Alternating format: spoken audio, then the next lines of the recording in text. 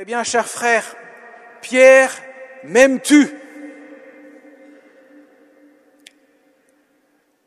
Seigneur, tu le sais.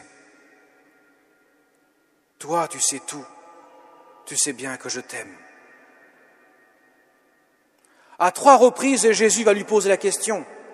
Pierre, m'aimes-tu? Et la 3e fois, il est fortement embarrassé, parce qu'il se rappelle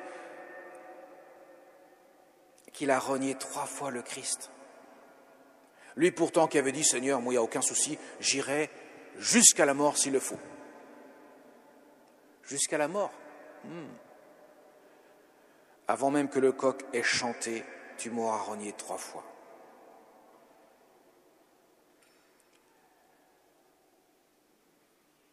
Mais Jésus ose lui dire, après la réponse que Pierre lui donne, sois le pasteur de mes brebis, sois le berger de mes agneaux. Il lui confie son troupeau. Sur une simple parole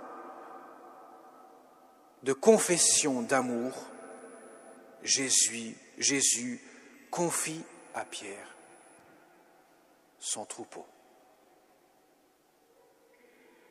Il ne lui demande pas bac plus 15, il ne lui demande pas s'il a les compétences requises, il ne lui demande pas un parcours du combattant pour vérifier, tester s'il est digne de confiance. Pierre, m'aimes-tu? Oui, Seigneur, je t'aime, toi tu le sais, et cela suffit. Il n'a pas choisi le meilleur, parce qu'il aurait dû choisir Saint Jean. Saint Jean est le seul rescapé des 12 présents au pied de la croix. Il choisit Pierre le brave, un peu le téméraire, celui qui ose dire plus que ce qu'il ne peut faire, mais sur la simple confidence de l'amour qu'il lui donne. Oui, Seigneur, toi tu le sais, je t'aime. Il lui confie son troupeau. Mes chers amis, là nous avons le cœur même de ce qu'est le pasteur. Le pasteur aime ses brebis. Le mercenaire ne les aime pas. Il les aime pour lui-même, autrement dit, il ne les aime pas. Si Jésus confie à Pierre son troupeau, sur la simple confiance et la confession de l'amour qu'il a envers lui, c'est que justement, il révèle à Pierre, si tu m'aimes, tu aimeras mon troupeau. Tu seras jugé là-dessus, sur l'amour que tu auras pour mon troupeau. Avant cela, Pierre va être confronté à une épreuve, en quelque sorte, de la foi. Et bien sûr, toujours Saint Jean est là pour réveiller les apôtres un peu endormis. Voilà que Jésus apparaît sur le rivage, après que Pierre et ses compagnons ont passé la nuit entière à pêcher. Ils reviennent bredouille, et voilà qu'il y a un homme qui apparaît sur le rivage. Bien sûr, c'est Jésus, mais on ne le reconnaît pas. Saint Jean dit bien, il le dit bien dans l'Évangile, il ne savait pas que c'était Jésus. Il n'était pas reconnaissable des yeux de la chair. Alors cet homme-là pose la question, avez-vous quelque chose à manger? Non. Eh bien, jetez le filet à droite. On pourrait dire, écoute, tu sais, ça fait la nuit entière qu'on a, pourrait-on dire, arpenté la mer et nous n'avons rien trouvé. Alors tu sais, jeter à droite ou à gauche, peu importe. Non, ils s'exécutent. Ils jetèrent le filet. Et voilà qu'ils ramènent le filet prêt à se déchirer, tellement il y avait plein de poissons. Et à ce moment-là, Saint Jean, toujours Saint Jean, c'est le Seigneur. Ça fait la 3e fois que Jésus apparaît après la résurrection. Et pour la 3e fois, Jésus n'apparaît pas avec le même corps de chair, apparemment, puisqu'ils ne le reconnaissent pas d'emblée. Même si dans leur cœur, une fois qu'ils sont en train de manger, tous se disaient bien, c'est le Seigneur. Personne n'osait lui demander, qui es-tu ? Ça veut dire clairement, Jésus n'est pas reconnaissable avec les yeux de chair, bien qu'il est apparu pour la 3e fois. C'est comme s'il changeait de corps à chaque fois. Mais tous dans leur cœur savaient que c'était le Seigneur, dit Saint Jean dans l'Évangile. Et voilà que Jésus peut poser la question à Pierre. Pierre, m'aimes-tu ? Puisqu'il a vu l'action de Jésus. Il a vu le Seigneur agir. Jésus leur dit, voyez, sans moi, vous ne pouvez rien faire. Vous revenez bredouille. Vous n'avez rien dans votre besace. Vous n'avez rien construit sur du solide. Vous faites ce que je vous dis. Et voilà que vous ramenez la barque pleine de poissons. 153. Comme il y avait 153 ave dans le rosaire. Alors Jean-Paul II a rajouté des mystères lumineux en plus. Il y en a un petit peu plus, mais avant il y avait 153, effectivement, ave. Pour expliciter que c'était la plénitude des mystères de la vie du Christ, qui sont résumés, autrement dit, la plénitude de la vie du Christ, qui est exprimée dans cette pêche miraculeuse, parce que Dieu agit dans les cœurs, et Dieu seul agit dans les cœurs. Pour dire à Pierre, tu vois Pierre, tu seras le pasteur de mes brebis, tu as confessé ton amour pour moi, mais n'oublie pas que c'est moi qui agis, ce n'est pas toi qui agis.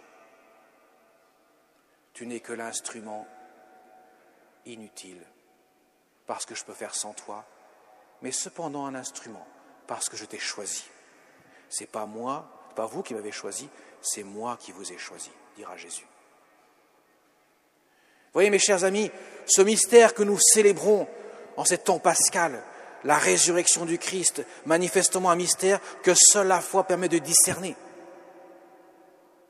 Car les yeux de chair en sont incapables.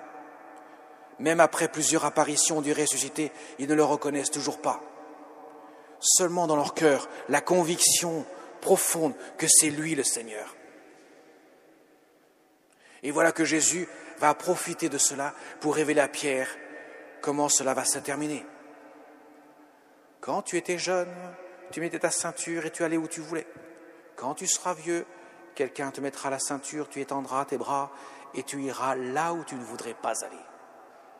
Saint Jean explique bien, ça veut dire, c'est pour signifier la mort par laquelle Pierre honorerait Jésus.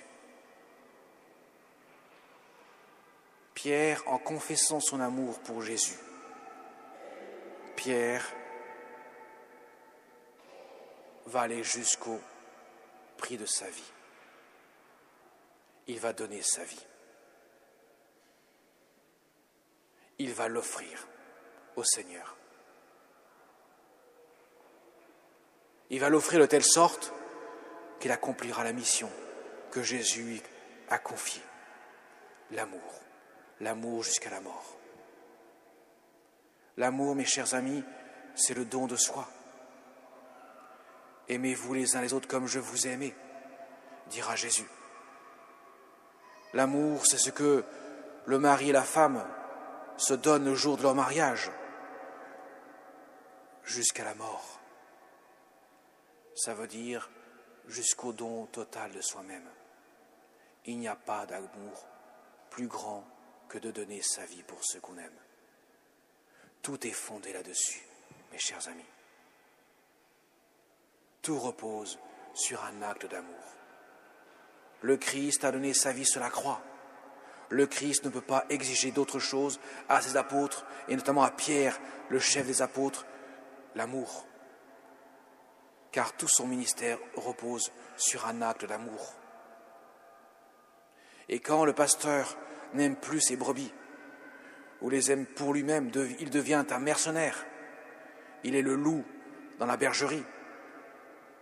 Et nécessairement, il fait de gros dégâts. Car il ne conduit plus le troupeau du Christ. Il agit en son nom et non plus en celui de Dieu. Voilà pourquoi, mes chers amis, nous devons nous tourner sans cesse vers le Christ. Lui qui nous donne la réserve d'amour qui manque à nos cœurs pour apprendre à aimer. Car la résurrection, ce mystère de la foi, est fondé sur un acte d'amour. Nous l'avons vu dimanche dernier, la miséricorde de Dieu, elle découle du cœur ouvert de Jésus, qui est un acte d'amour. Et la Vierge Marie, qui nous est donnée au pied de la croix,